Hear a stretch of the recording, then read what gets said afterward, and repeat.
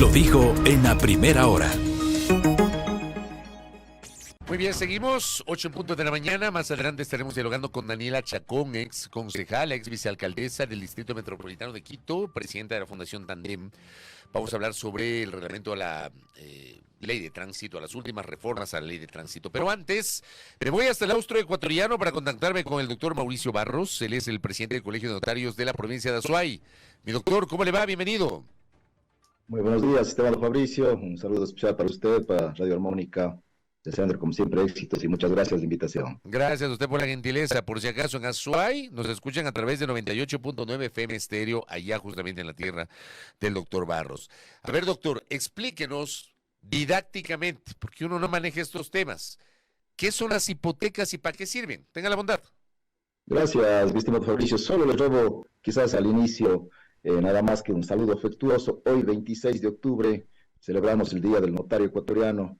Así es que queremos extender desde la Federación de Notarios a todos los colegas y a las colegas del país, notarios y notarias, un abrazo caluroso por nuestro día, en este papel y el rol importante que cumple el notario en la fe pública y en la seguridad y en la paz que brinda a todos los ciudadanos.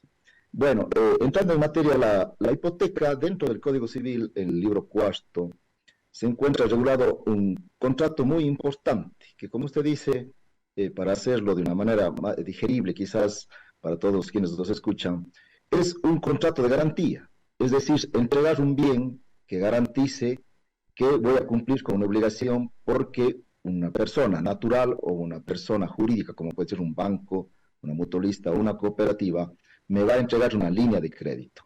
En este sentido, nuestro Código Civil, en el artículo 31, regula lo que es una caución.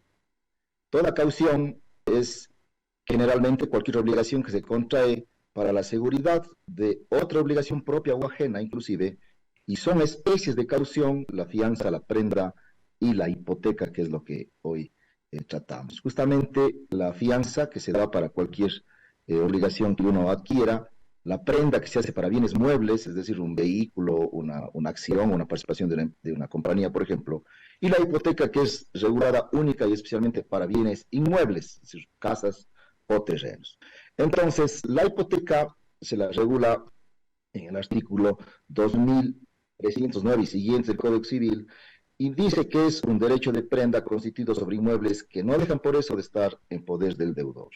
Es decir, la hipoteca que nosotros damos de una casa implica el derecho de dar en garantía esta, sin embargo nosotros seguimos habitándola y en nuestra posesión. Ahora, este es un contrato muy general y sobre todo usado en las notarías y que necesariamente de acuerdo a la ley tiene que hacerse por escritura pública y tiene algunas particularidades. Por ejemplo, el hecho de que se consigne expresamente los datos individuales del bien que se está hipotecando, tiene que constar especificidades de la propiedad, del lindeos y todo. Y existe una particularidad en nuestra legislación de dos clases de hipoteca. La más común y utilizada es la hipoteca abierta, en donde no consta expresamente el monto y el valor del crédito que nos otorgan. ¿Por qué? Justamente porque es abierta, es susceptible a posteriores préstamos que sobre esa misma hipoteca el deudor lo vaya solicitando. Entonces, la mayoría de bancos, mutualistas y cooperativas o personas naturales generan este tipo de hipoteca, en la que, como le decía, se respalda. Recordemos que la hipoteca es simplemente accesoria a la deuda principal que debe constar en una letra, cheque o un pagaré, que es una garantía específicamente de la que se respalda la obligación. Entonces, esa es la característica principal de lo que significa una hipoteca abierta. La hipoteca cerrada, en cambio, es una hipoteca en la que consta el monto, es decir, me prestan $100,000, hago constar en esa hipoteca que únicamente mi casa la prendo por esos $100,000,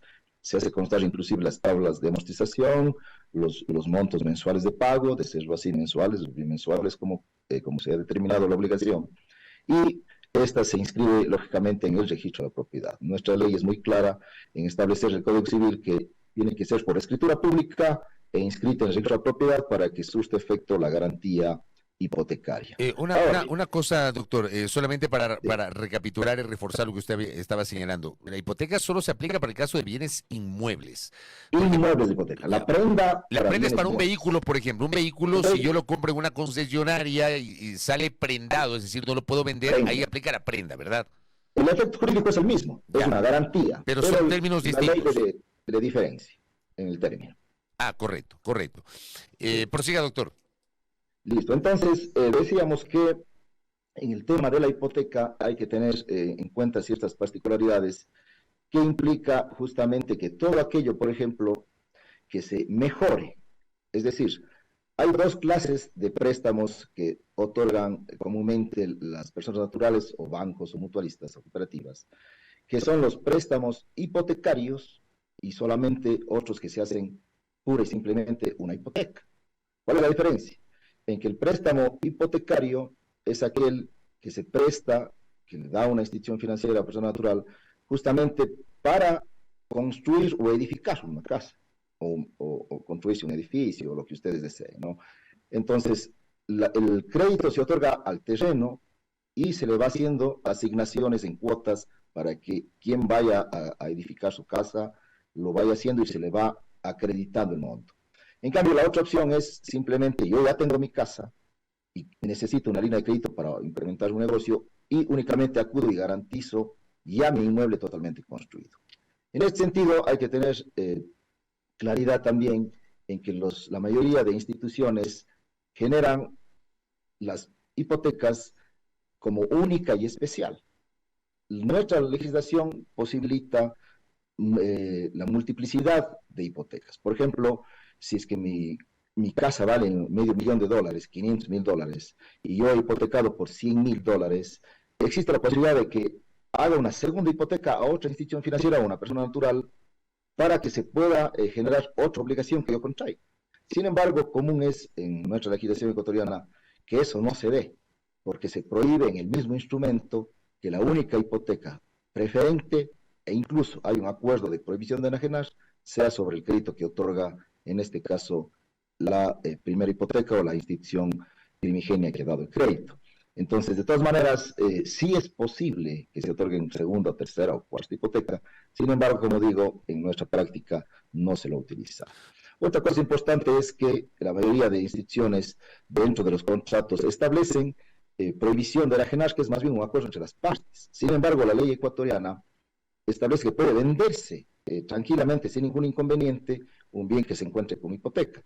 Si el banco, mañana usted se despierta y ya no debe al banco de, pongamos, Pichincha, sino le debe a la JEP, porque la cartera hipotecaria de ese banco fue transferida sin que se necesite su aceptación, porque ya lo hace implícitamente en el contrato que suscribe, fue transferida a otra institución financiera. Entonces, usted tiene que cancelar ya a esta otra institución. Ahora, hay particularidades de la hipoteca que tienen que ser también tomadas en consideración, inclusive por quien presta, personas naturales o personas jurídicas, porque recordemos que, en primer lugar, el tema de los intereses debe ser muy especificado dentro de los títulos que se firmen, ¿no? Ya sean las letras, pagarés o cambiales o cheques, porque pueden caer en usura.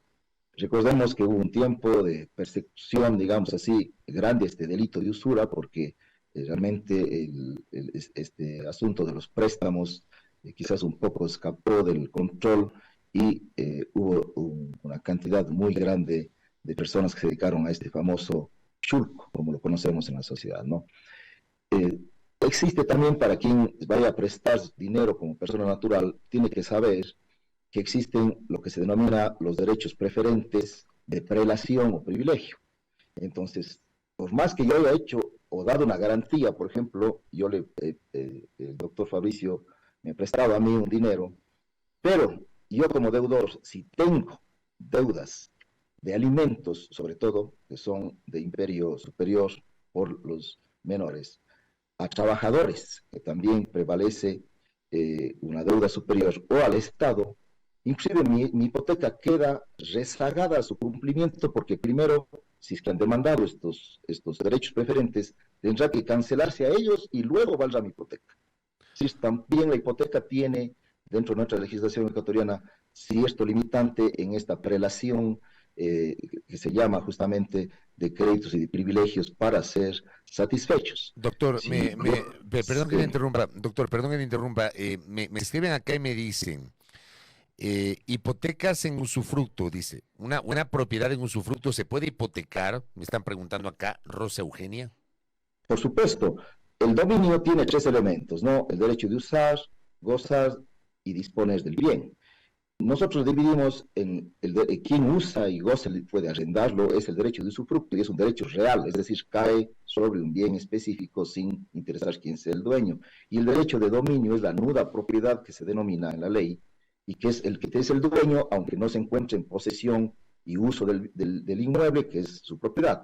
Entonces, la persona que tiene el usufructo, sin ningún inconveniente, puede hipotecar ese derecho a favor de cualquier persona natural o jurídica, como decíamos, y recibir, lógicamente, una línea de crédito. Si es que no se le cancela a él esa línea de crédito, le embargan ese derecho de usufructo y quien entrará a gozar y a usar, a arrendar, si desea, ese inmueble es la persona que hizo el crédito hipotecario. Pero recordemos que la persona que hipoteca el inmueble, la persona que da es el deudor hipotecario, y el que concede la línea de crédito se le denomina el acreedor hipotecario dentro del lenguaje jurídico de las hipotecas. Entonces, les decía que no es tampoco porque a veces la persona piensa que hipotecó y que ya con eso se encuentra totalmente garantizada la deuda o el crédito que está otorgando. No es tan así. Como les decía, existe cierto condicionamiento jurídico en nuestra legislación que de haber preferencias en los créditos y privilegios como se han dado en derecho de alimentos, trabajadores o el Estado, primero se cancelan estos y luego la hipoteca. Es decir, el deudor hipotecario podría inclusive quedarse, el quien prestó la línea de crédito podría quedarse sin ningún cobro por cuanto primero se canceló a las instituciones como alimentos, trabajadores o el Estado. Correcto, doctor. Para cerrar, en honor al tiempo, he tenido algunas preguntas. Varias de esas preguntas usted ya con su explicación las ha absuelto. Quiero cerrar con esto rapidito, cortita le pido la respuesta. Me pregunta acá Karina Campoverde, que me escribe desde Loja, si los derechos hereditarios pueden ser objeto de hipoteca, doctor. Los derechos hereditarios sin ningún inconveniente, siempre y cuando ya haya habido aceptación de la herencia. Porque el rato que yo acepto la herencia, los constituyo ya en bienes que se transfirieron, no hubo dentro del derecho de dominio existe la transmisión de dominio de los bienes hereditarios a mi persona. Por lo tanto, al rato que yo las acepté, los concreté en mi patrimonio y pueden ser sin ningún problema sujetos de hipoteca a cualquier persona jurídica o de persona natural. No restringe la ley ningún problema en eso. Y acá Willy, en cambio, me dice que es levantar una hipoteca, doctor. Cortito, tenga la bondad. Levanta la hipoteca, el rato que ha acabado de cancelar usted, acude ante la institución financiera o persona natural, van ante el notario y hacen la escritura pública de cancelación de hipoteca en la que se extingue la hipoteca y lógicamente se levanta ese gravamen y vuelve a quedar la propiedad íntegra sin ningún limitante en la ley. Esa es la cancelación que se hace una vez que se ha concluido con el pago de las deudas que se acreditaron en hipoteca. Correcto. Doctor Barros, gracias por el tiempo y por su explicación. Aquí he tenido algunas preguntas de nuestra audiencia sobre el tema de la hipoteca. Muy gentil, doctor. Muchas gracias, doctor Fabricio, y un abrazo siempre. Oiga, y me sumo también a la salutación al notariado ecuatoriano que hoy está celebrando su día. Gracias a nuestro invitado, al doctor Mauricio Barros, presidente del Colegio de Notarios de la provincia de Azuay. Primera plana. Todas las noticias, todas las voces.